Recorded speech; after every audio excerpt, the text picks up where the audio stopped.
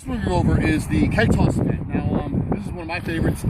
It tends to be harder if you're a shorter competitor because you need enough room to get the keg through the hips to really get full extension. Now, it also depends if you're going to use a full keg, or actually just called a half keg or a quarter keg. So that's going to be a big difference. Most of the time, you're going to use one of the smaller ones. That's a lot easier to toss over. So I'm going to go over both. So one mistake that I've seen and that I used to do myself was I wouldn't focus so much on throwing it up. I would just more throw it back. So I would have the strength to do it, but I wouldn't quite get it over the bar. So you want to get fairly close. So what I was doing was just set up here. I get close to the bar like I am right now, and I don't like to waste a lot of energy swinging the kegs around. So I started from here. I'm going to bring it up once. Big breath in, pull it through.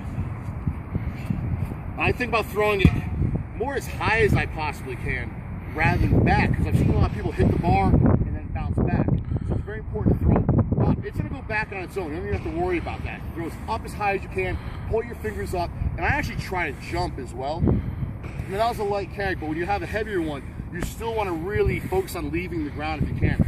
Now, the bigger keg, this is a lot different. It's a lot harder. The technique's going to be the same, but you have to get the keg through the hips, so I want to see it from the side here.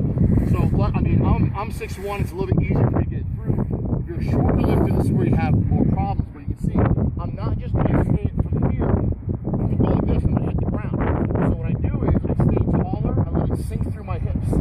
So it goes through my hips first. You see that difference? It's a very subtle difference, but I'm going to let it come through first, rather than just go back and get stuck in the ground. Now I have no hip snap. So I'm going to go through this way, and then launch it up. So it's going to look like this. So I'm going to bring up once, big breath in,